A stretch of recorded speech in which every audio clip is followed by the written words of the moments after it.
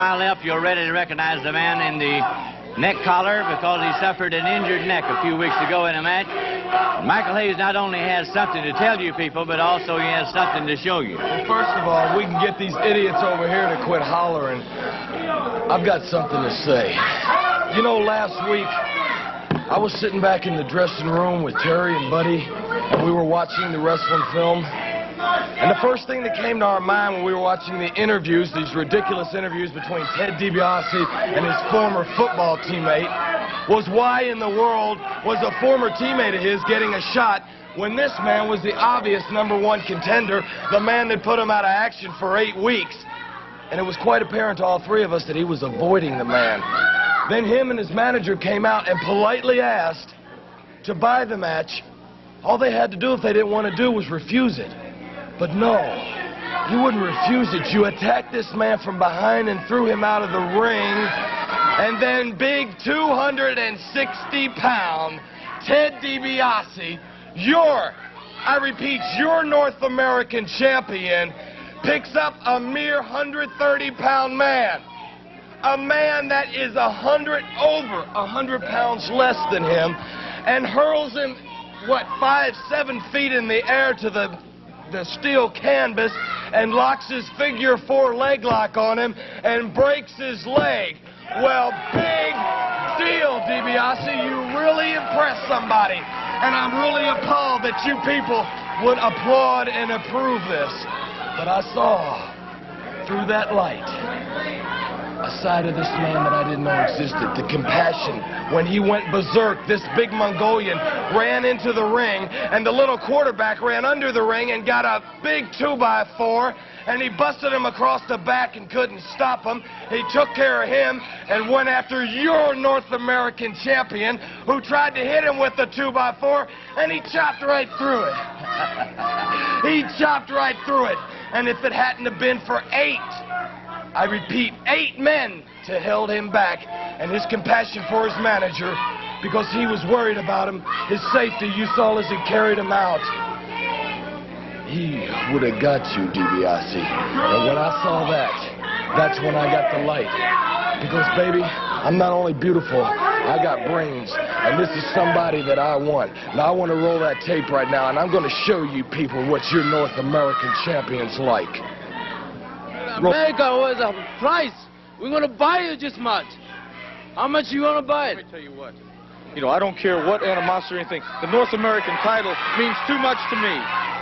Means too much to me. I'm here. I signed the wrestler. I flew in here. You want to try to buy me off? I don't have a price. You take your man and you get out here because you got no business being in here. There'll be a place and there'll be a time for you. And I tell you what, I might want to just... Hey! Come on.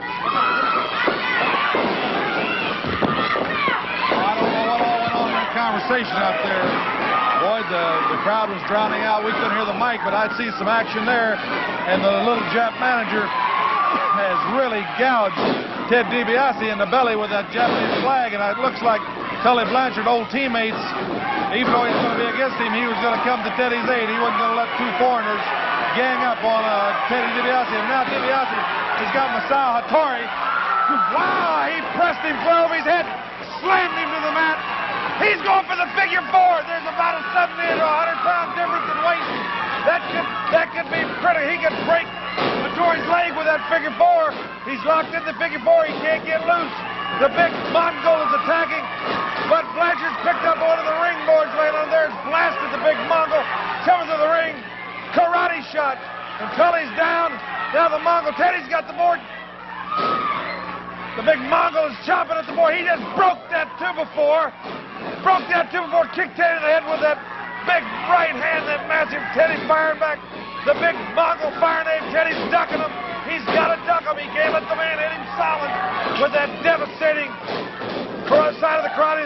Masao Hattori, the manager, laying on the floor, grabbed his knee. He could have a serious injury. Ted DiBiase fighting maybe for his very survival. Chop that 2x4 too. DiBiase's running, trying to stay, not let the big Mongol get set to where he can chop him.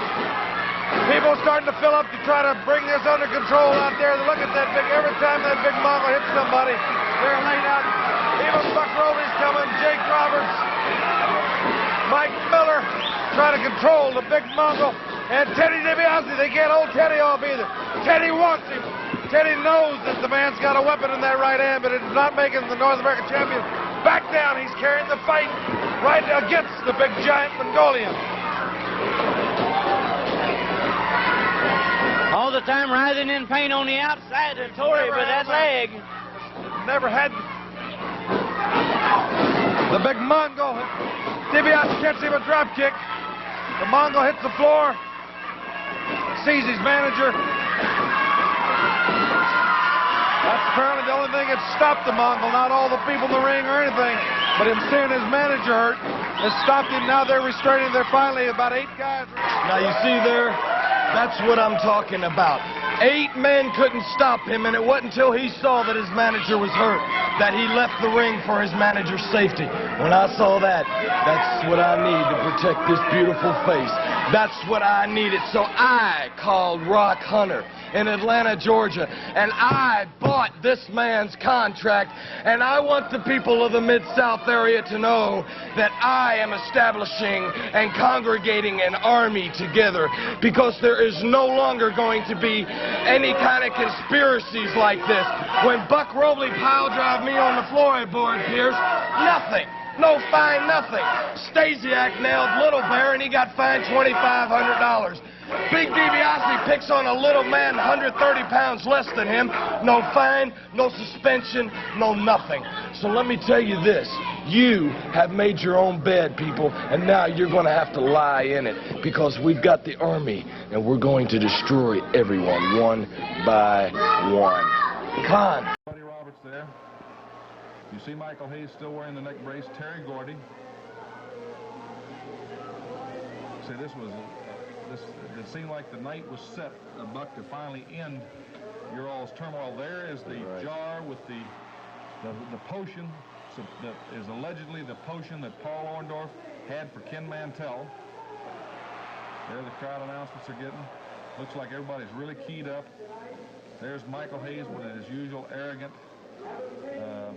I don't want to lay in all the adjectives that I have. Right. Like I say, you're still supposed to walk the middle of the line when you're up here with Boyd Pierce and give it a fair commentary. But there's Hayes prancing around, and it was definitely a personal situation between you and him, Buck, because he has said he's going to rid wrestling of you. And I'm sure you feel the same. Now, we've joined the match, and this will be edited down because I think the match went about 35 minutes, and we've got about 7 minutes of film. Well, I'm going to tell you, Bill, in these type of matches, it's a hard match. You know, it's a no DQ, anything goes, and you got to watch for both sides. And like I said, I thought the dog and I were coming up the roses. We were smelling roses all night. We took the tack right to him there. I've got the sleeper on that Terry Gordy. Buddy Roberts comes in and makes a save, which is legal in that type of match. In that type of match, that would have been a disqualification under normal rules to save his partner. But in a no disqualification match, that was legal. There's Roberts with that flying elbow of his. And like you say, Buck, I often felt, too, in wrestling that when you had the no disqualification match, it was to your advantage, because guys like Hayes and Gordy and Roberts break the rules all the time in the matches and try to shade the rules, try to distract the referee. And in a no disqualification, that releases you from any moral obligation to the rules. There's the Junkyard Dog, tremendous flying Beal there he made. The powerful young guy. I can remember him, just like we were saying earlier. The youngsters come into this business, and you watch him progress, and we've watched him progress. And well, you're definitely right, you know, and like I say, the side suplex there. Right there. Great move for him. Finesse move. One of my favorite moves coming off the top rope, which I can do in a no DQ, you know, and here I'm up here in a big suplex off of this Terry Gordy here. Now, this will knock the wind out of you in a hurry. But like I say, this type of match, you can do anything that you feel that you're big enough to do in that ring. And right there, Gordy even pulled you up. He had pretty well stunned you there, and he was trying to really punish you. This animosity with you guys has really gotten I imagine Hayes was just telling him to keep on pounding some. There you make a tag behind his back. I don't think he ever saw it, and the Junkyard Dog is legally in. And there he's using that size 14 shoe for its best advantage.